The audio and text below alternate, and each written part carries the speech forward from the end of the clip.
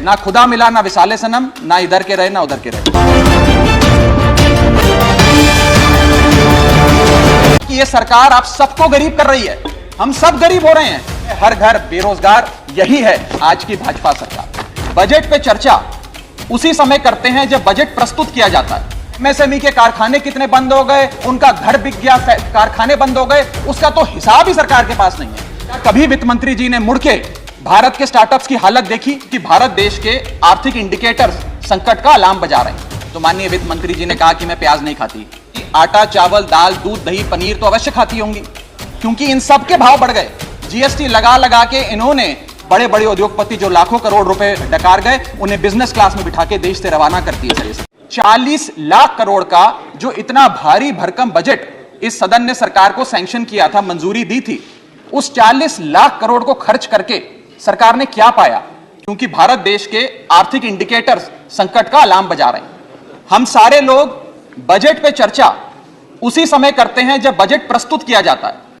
हमें सदन में 2 बार बजट पे चर्चा करनी चाहिए। एक बार जब बजट प्रस्तुत हो और विंटर सेशन में 7-8 महीने बीतने के बाद कि उस बजट से देश को हासिल क्या हुआ, मिला क्या, कितनी नौकरियां मिली, क्या बेरोजगारी की दर है, कितनी महंगाई कम। 8 बड़ी बीमारियां जिससे आज भारत देश की अर्थव्यवस्था पीड़ित है, बीमार है, उसकी तरफ करना चाहता हूं। पहली बीमारी है सर बेरोजगारी। इस सरकार ने चुनावों से पहले वादा किया था, भारतीय जनता पार्टी ने वादा किया था कि हम 2 करोड़ नौकरियां हर वर्ष देंगे। सर नौकरियां तो नहीं आई, लेकिन इस वित्तीय वर्ष में बीजेपी की सरकार ने बेरोजगारी दर को 45 सालों में सर्वाधिक कर दिया। सर 45 ईयर हाई पे अनएम्प्लॉयमेंट रेट कर दिया। जब इनकी सरकार बनी थी तो बेरोजगारी दर 4.9% था। आज 8 साल बाद 2022 में यह बेरोजगारी दर 4.9% से बढ़कर 8% पे आ गया। 8%। और यह तो ऑर्गेनाइज सेक्टर की बेरोजगारी है। अनऑर्गेनाइज सेक्टर के जॉब लॉसेज, एमएसएमई के कारखाने कितने बंद हो गए, उनका घर बिक गया, कारखाने बंद हो गए, उसका तो हिसाब ही सरकार के पास नहीं है। अभी कुछ ही समय पहले लोकसभा में जवाब देते हुए वित्त मंत्री जी ने देश को बताया कि कुल 22 करोड़ आवेदन पत्र भारत सरकार के पास नौकरी मांगने के लिए आए। उन 22 करोड़ आवेदन पत्रों में से आपको जान के चंबा होगा, सरकार ने मात्र 7 लाख लोगों को नौकरी दी। सर 22 करोड़ आवेदन पत्र के मुकाबले 7 लाख लोगों को नौकरी। ये सरकार जिसने देश को, युवाओं को घर पे बिठाने का काम किया, इसका नारा बदल के हो गया है हर घर बेरोजगार। यही है आज की भाजपा सरकार। वादा किया था सर आय बढ़ाने का, आय तो बढ़ी नहीं, महंगाई बढ़ गई। और सर बढ़ती महंगाई और घटती कमाई के चलते आज देश को आधार कार्ड की नहीं, उधार कार्ड की जरूरत पड़ रही है। देश के आम आदमी को उधार कार्ड की जरूरत है। और सर आज इस बहस को सुन रहे भारत देश के करोड़ों लोगों को मैं कहना चाहूंगा कि यह सरकार आप सबको गरीब कर रही है। गरीब सिर्फ वो नहीं सर जो सड़क पे कटोरा लेकर भीख मांग रहा है, हम सब गरीब हो रहे हैं। गरीब इसलिए हो रहे हैं कि हमारी आमदनी नहीं बढ़ रही, लेकिन महंगाई बढ़ती जा रही है। सर मैं उदाहरण देता हूं, एक शख्स जो 20,000 रुपए महीने के कमाता था और 18,000 रुपए खर्च करता था, वो महीने का 2,000 रुपए बचाता था। आज उसकी आमदनी 20 की 20 है, 20,000 है, लेकिन खर्चा 18,000 से बढ़कर 25,000 करोड़ हो गया। यानी कि 20,000 की आमदनी, 25,000 का खर्च, 5,000 रुपए की नुकसान का खामियाजा का कर्जा देश का एक एक आदमी भुगत रहा है। जब 2014 में महंगाई का आलम देखिए सर, 2014 में जब यह सरकार बनी थी तो पेट्रोल 55 रुपए प्रति लीटर पे बिकता था। आज पेट्रोल 100 रुपए प्रति लीटर पे बिकता है। डीजल 45 लीटर पे बिकता था, 45 रुपए प्रति लीटर, वो डीजल आज 90 रुपए प्रति लीटर पे बिक रहा है सर। एक गैस का सिलेंडर 400 रुपए का मिलता था बाजार में 2014 में जब इनकी सरकार आई थी, आज वो गैस का सिलेंडर 1100 रुपए का हो गया सर, 1100 रुपए का। दूध 1 लीटर 36 रुपए का मिलता था, दूध आज 60 रुपए प्रति लीटर हो गया है। और सर सीएनजी 40 रुपए प्रति यूनिट प्रति केजी मिला करती थी, आज वो सीएनजी 80 रुपए प्रति यूनिट मिलती है सर। इस सदन में सर जब प्याज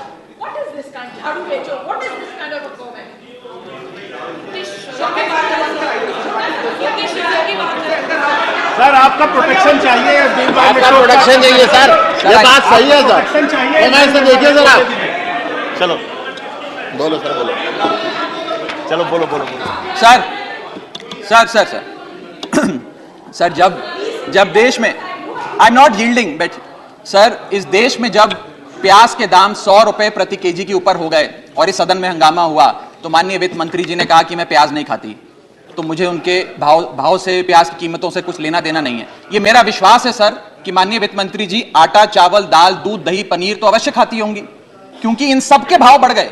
जीएसटी लगा लगा के इन्होंने देश की थालीनॉमिक्स, फूड इन्फ्लेशन को बिगाड़ दिया।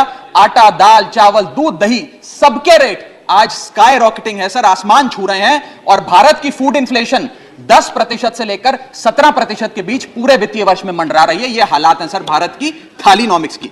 मैं बताना चाहूंगा सर कि इस सरकार ने अमीरों को अमीर और गरीबों को गरीब करने का काम किया। आमदनी 98, खर्चा रुपया, यह इस सरकार ने करके हम सबको दिया है सर। और यह वर्ष तो जो बीत गया बीत गया। इस वर्ष तो आपने आर्थिक जो विकास दर था उसकी ऐसी तैसी कर दी। अगले साल के आर्थिक विकास दर के आंकड़े सुनिए। सरकार चाहती है हम 8% पे आगे बढ़ें। वर्ल्ड बैंक कहता है वित्तीय वर्ष 23-24 में हम मात्र 6% पे ग्रो करेंगे। क्रिसिल कहता है हम 6% पे ग्रो करेंगे। ओईसीडी कहता है हम 5.7% पे ग्रो करेंगे। गोल्डमैन सैक्स कहता है हम 5.3% पे ग्रो करेंगे। और आईएमएफ कहता है हम 5.1% पे ग्रो करेंगे। यानी कि भारत की अर्थव्यवस्था में ऊपर जाने की बजाय हमारी व्यवस्था नीचे आ रही है सर 1947 से लेकर 2014 तक, यानी कि इन 67 सालों में कई पार्टियों की सरकारें रहीं, केंद्र में कई पार्टियों ने शासन किया। इन 67 सालों में तमाम पार्टियों की सरकारों ने मिलकर कुल कर्जा 55 लाख करोड़ का लिया था। और बीते 8 सालों में 2014 से 2022 में इस बीजेपी की सरकार ने कुल कर्जा 85 लाख करोड़ रुपए लिया। मैं पूछना चाहता हूं इनसे कि ये तो मुफ्त की रेवड़ी भी नहीं बांटते, ये तो मुफ्त की रेवड़ी में भी विश्वास नहीं रखते, तो फिर इनका कर्जा इतना कैसे बढ़ता जा रहा है? ये पैसा जा कहां रहा है, किसकी जेब में जा रहा है?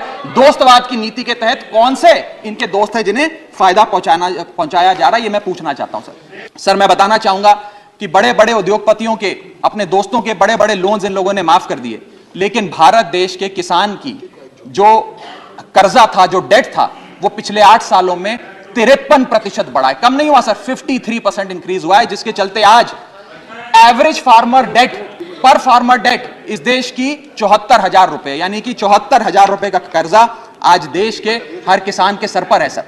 अगर किसान अपना कर्ज का भुगतान नहीं करता तो उसके नाम के नोटिस चिपकाकर किसान की बदनामी करती है यह सरकार। और बड़े बड़े उद्योगपति जो लाखों करोड़ रुपए डकार गए, उन्हें बिजनेस क्लास में बिठा के देश से रवाना करती है सर ये सरकार। अपने दोस्तों के उद्योगपतियों के पिछले 5 वित्तीय वर्षों में 10 लाख करोड़ रुपए राइट ऑफ कर देने, वो माफ कर देंगे। ये दो एनसीआरबी का डेटा बताता है कि वित्तीय वर्ष 21-22 में 10,851 किसानों ने आत्महत्या करी।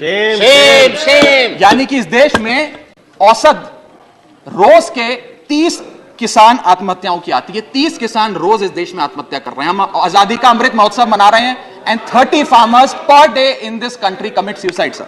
कि किसान भोला है, भुलक्कड़ नहीं है। वो ये नहीं भूला कि 1 साल आपने उसे खुले आसमान में सड़कों पे आंदोलन करने के लिए उतारा था, जिसमें 800 से ज्यादा किसानों की शहादत हुई सर।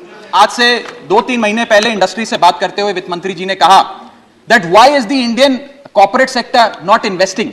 उन्होंने उन्हें डांट के कहा कि आप लोग क्यों नहीं इन्वेस्ट कर रहे हैं। मैं बताना चाहता हूं क्यों नहीं इन्वेस्ट कर रहे हैं। इन्वेस्टमेंट रियायतें देने से नहीं आती, इन्वेस्टमेंट डिमांड क्रिएट करने से आती है। आपको मार्केट में मांग क्रिएट करनी पड़ेगी। जब मांग क्रिएट होगी तो उत्पादन भी होगा और खपत भी होगी। सर 2014 में $1 जब इनकी सरकार आई थी वो 60 रुपए का मिलता था सर। आज $1 82 रुपए का हो गया। ये सरकार कहा करती थी, कई बड़े नेता इनके दिग्गज कहा करते थे कि जब रुपया गिरता है तो भारत की साख गिरती है, भारत की प्रतिष्ठा गिरती है। आज तो सर लगता है कि साख, प्रतिष्ठा और रुपया सब न्यूनतम स्तर पे आ गया सर। मैं आपको यह भी बताना चाहता हूं सर कि कोई भी अर्थशास्त्री आपको यह बताएगा कि जब रुपया गिरता है तो भारत के एक्सपोर्ट बढ़ते हैं, और बढ़ने चाहिए भी सर। क्यों बढ़ते हैं? क्योंकि मान लीजिए कोई बहुत बड़ा बायर अमेरिका में बैठा है, वो भारत की एक वस्तु $5 पे खरीदता था। आज क्योंकि डॉलर मजबूत हो गया, रुपया कमजोर हो गया, वो वस्तु $3.5 में उसे मिल जाती है, तो वो ज्यादा ऑर्डर देता है, भारत के एक्सपोर्ट बढ़ते हैं। लेकिन आज एक बड़ी चौंका देने वाली स्थिति इस देश में है कि रुपया तो गिर रहा है, डॉलर मजबूत हो रहा है, लेकिन भारत के एक्सपोर्ट्स भी गिर रहे हैं। और एक्सपोर्ट्स क्यों गिर रहे हैं, यह मैं सवाल भारत की वित्त मंत्री जी से पूछना चाहता हूं कि रुपया भी गिर गया और भारत के एक्सपोर्ट्स भी गिर गए। ना खुदा मिला, ना विसाले सनम, ना इधर के रहे ना उधर के रहे। कभी वित्त मंत्री जी ने मुड़ के भारत के स्टार्टअप्स की हालत देखी? आज भारत में 10% से भी कम स्टार्टअप्स अपनी 5वीं सालगिरह पूरा करते हैं। ईयर ऑन ईयर 37% का डिक्लाइन स्टार्टअप में इन्वेस्टमेंट में हैं। और अनअकैडमी हो, ओला हो, कार्स 24 हो, वेदांतु हो, बाइजूस हो, मीशो हो, चार्ज भी हो, उड़ान हो, ये सारे बड़े स्टार्टअप्स ये बड़े स्टार्टअप जिन्हें हम न्यू इंडिया की न्यू इकोनॉमी कहकर पूरे विश्व में प्रचारित करते हैं, इन सारे स्टार्टअप्स ने नौकरियां से लोगों को निकालकर हजारों लोगों को बेरोजगार करने का काम किया।